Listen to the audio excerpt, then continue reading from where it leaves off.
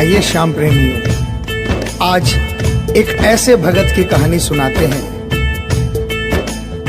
जो अपने व्यापार में इतना लीन था कि उसे दिन दुनिया की कोई खबर नहीं थी। उसे सिर्फ पैसा पैसा और सिर्फ पैसे के बारे में चिंता थी।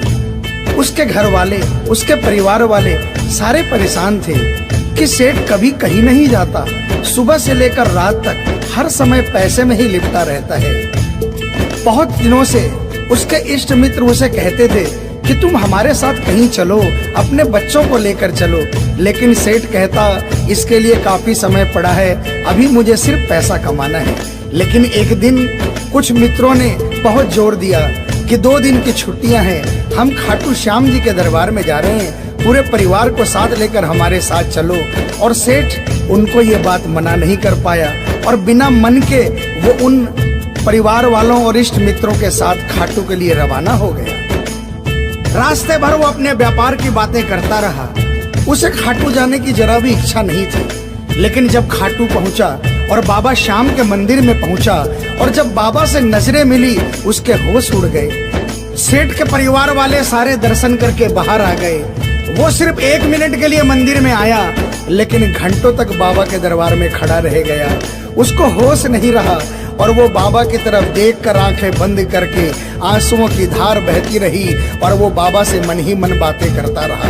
जब परिवार वालों ने उसे कहा कि अब चलना है, तो सेठ ने बाबा से कहा, प्रभु मुझे अब हर महीने 11 को अपने दरबार में बुलाओ। और ये कह करके वो बाबा के दरबार से वापस अपने घर को आ गया। 15 दिन बाद 11 आई। सेठ बहुत से लोगों को लेकर अपने साथ बाबा के दरबार में गया। ऐसे हर 11 को वो खाटू जाने लगे।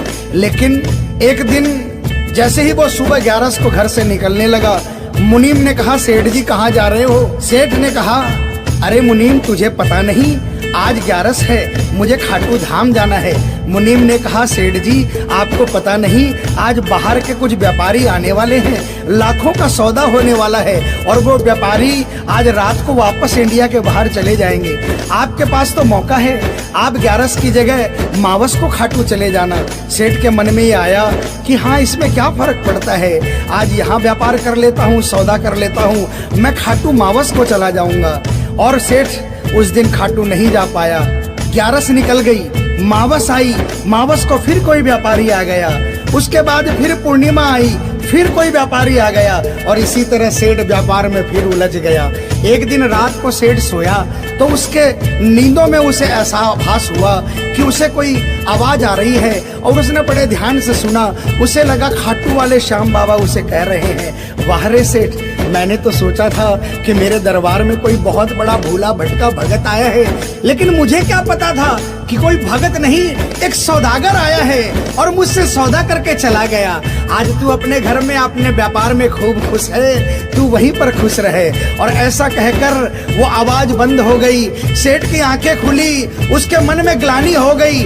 उसने सोचा कि मैं आज ही खाटू धाम जाऊंगा और वो जैसे ही खाटू के लिए निकला, रास्ते में एक्सीडेंट हो गया। सेठ की दोनों टांगे रह गई। अब सेठ अपने पैरों पर खड़ा नहीं हो पाया और उसके मन की मन में ही रह गई। सेठ बहुत तड़पता रहा। एक दिन सेठ अपने घर के दरवाजे पर बैठा, आंसू बहा रहा कि मेरा बुलावा क्यों नहीं आ रहा, मैंने इतनी बड़ी गलती करी, मुझे बाबा के दरबार से इतनी दूरी क्यों हो गई। इतने में उसके घर के सामने से एक डाकिया निकला। सेठ ने डाकिया को आवाज लगाई और कहा, ए डाकिया, तुम तो कलकत्ता, दिल्ली, बम्बई भक्तों का संदेशा लेकर जाते हो, लोगों के चिट्ठियां पहुंचाते हो। आज मेरी एक चिट्ठी, मेरा एक संदेशा मेरे खाटू वाले श्याम बाबा के दरबार में क्या पहुंचा दोगे? डाकिया ने कहा, सेठ मैं तो आजकल खाली रहता हूँ, जब से इंटरनेट का जमाना आया है लोग ईमेल पर ही चैटिंग कर लेते हैं, बताओ तुम्हारा क्या संदेशा है और कहाँ पहुँचाना है। और ऐसे डाकिया ने सेठ से कहा और सेठ ने डाकिया से कहा।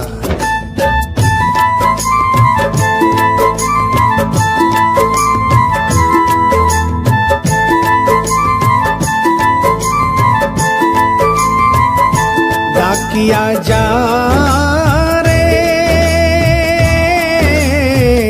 श्याम ने संदेशो दीजे, श्याम ने जाए तो कह दीजे, भगत थार दर्शन न तरसे। डाक डाकिया जा रे।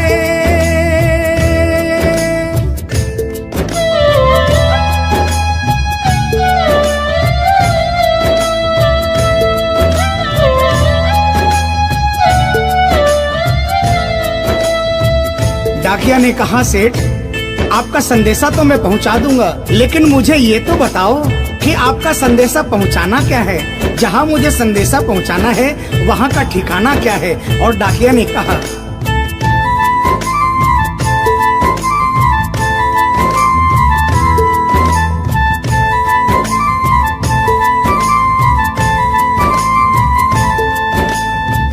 कौन से गांव थारो शाम बस्यो है, इतनो मान बता दे सेवक रे।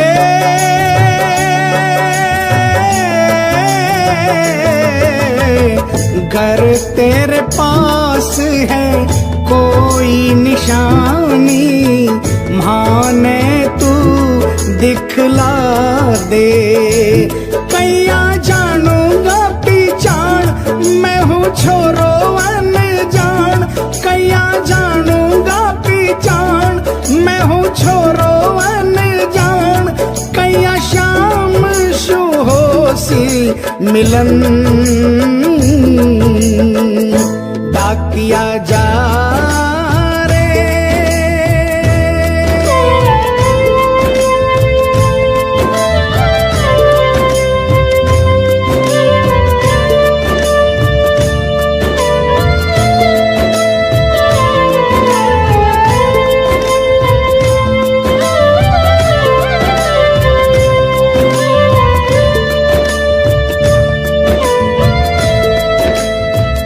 सेठ ने कहा, डाकिया मैं तुझे जिस जगह का ठिकाना बता रहा हूँ वहाँ ऐसा दरबार है जहाँ जो एक बार जाता है वो वहीं का हो जाता है।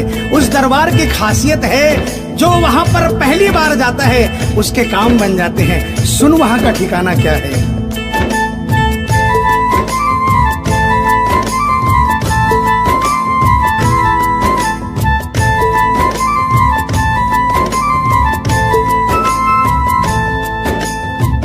खाटू में है श्याम जी को मंदिर, शिखर ध्वजा लहरावे। डाकिया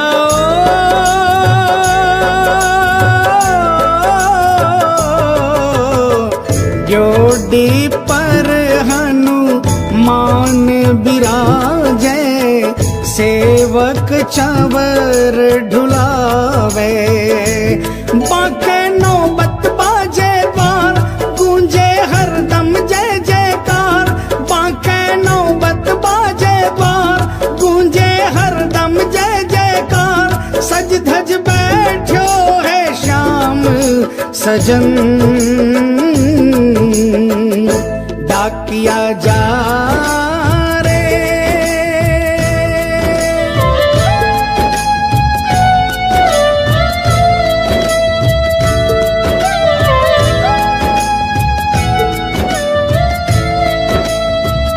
डाकिया सेठ जी के यहाँ से निकल जाता है और वो खाटू धाम के लिए प्रस्थान करता है। धीरे धीरे वो खाटू पहुँचता है और खाटू पहुंचकर बाबा के मंदिर का पता करता है और मंदिर के नीचे पहुंचकर वो पहले प्रणाम करता है और बाबा के मंदिर की 13 सीढ़ी चढ़ता है। और वो बाबा के सामने पहुंचकर बाबा की तरफ नहीं देखता, पहले अपने झोले में से वो सेठ की चिट्ठी निकालता है और चिट्ठी निकाल के पढ़ने लगता है।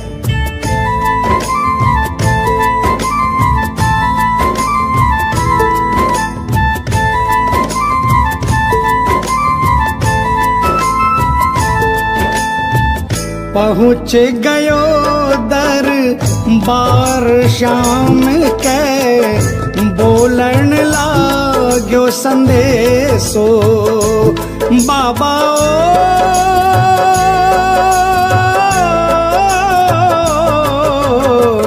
बन बैठो कद श्याम दीवानो, कुछ ना रयो अंदेशो। आखड़ ल्यासू बरसी धार, जैया सावन की फुहार।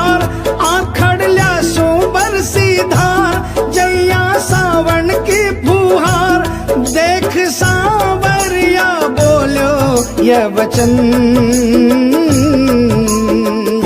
डाकिया जा रे।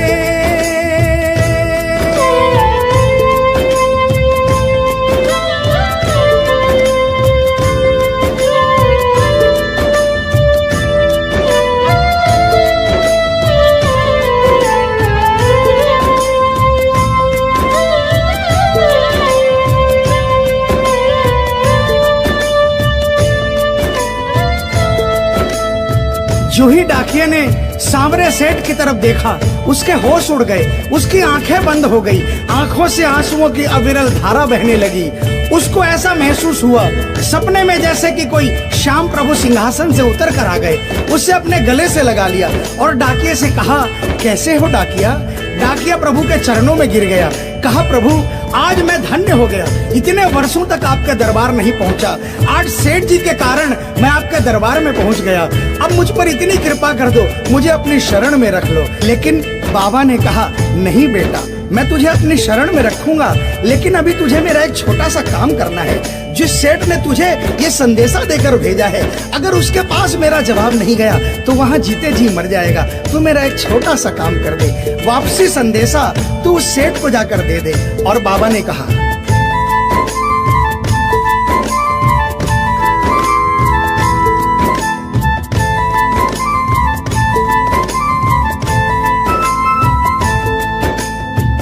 कह दीजिए तू जाए सेवक ने तेरो बुलावो आसी। सेवक रे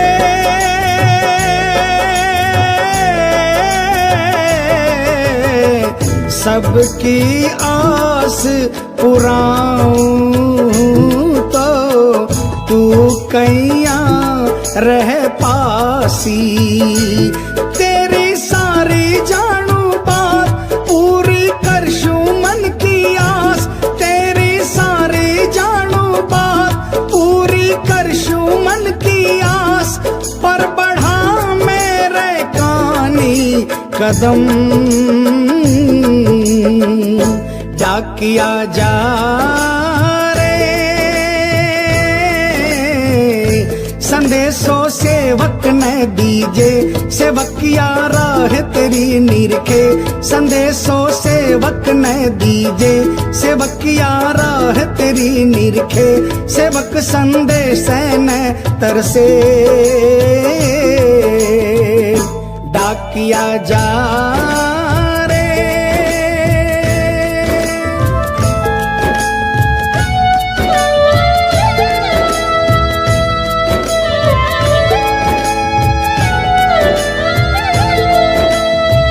डाकिया श्याम प्रभु के चरणों में प्रणाम करके वापस निकलता है और वो आधी रात को ही सेठ के शहर में आ जाता है। अब डाकिया को इतनी जल्दी थी कि उसने आधी रात नहीं देखी और उसने जाकर सेठ के दरवाजे की घंटी बजा दी। उस दिन सेठ के घर में कोई नहीं था, सेठ अकेला अपने बिस्तर पर पड़ा था। जैसे ही घंटी की आवाज आई उसको लगा कि बाबा का संदेशा आ गया, लेकिन सेठ मजबूर था, वो उठना चाहा लेकिन उठ नहीं पा रहा था। लेकिन अचानक उसने जोरदार जयकार लगाई, हारे के सहारे की। और जैसे ही आवाज आई सेठ के घर में करिश्मा हो गया। सेठ अपने पांव पर खड़ा हो गया, दौड़ कर गया और उसने जाकर दरवाजा खोला। सामने देखा डाकिया खड़ा है। सेठ डाकिया के चरणों में गिर गया और कहने लगा, डाकिया जल्दी बताओ मेरे बाबा ने क्या संदेशा भिजवाया है। और डाकिया ने चिट्ठी निकाली और बाबा के भगत की चिट्ठी का संदेशा निकालकर सेठ के हाथों में थमा दिया। सेठ ने जैसे ही चिट्ठी देखी वो झूम झूम कर नाच नाच कर गाने लगा, आ, आ, आ,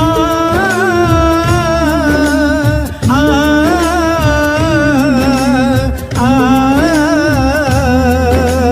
आ, चिट्ठी आई है, चिट्ठी आई है, चिट्ठी आई है, चिट्ठी आई है, चिट्ठी आई है, खाटू से चिट्ठी आई है। बड़े दिनों के बाद मेरे श्याम धनी को आज, अरे बड़े दिनों के बाद मेरे श्याम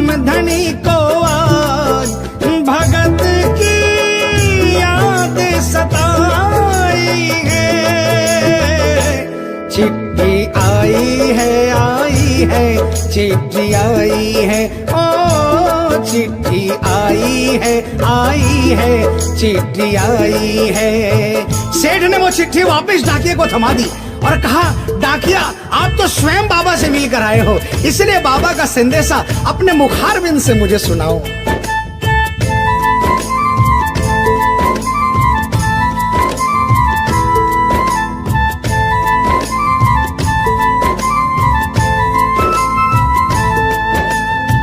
सुन संदेशो सांवरिये को, मनड़ो घणो हरसायो।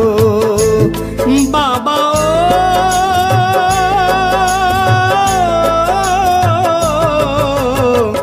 बंध गया पाँव में घूघरिया सा, मन को मोरियो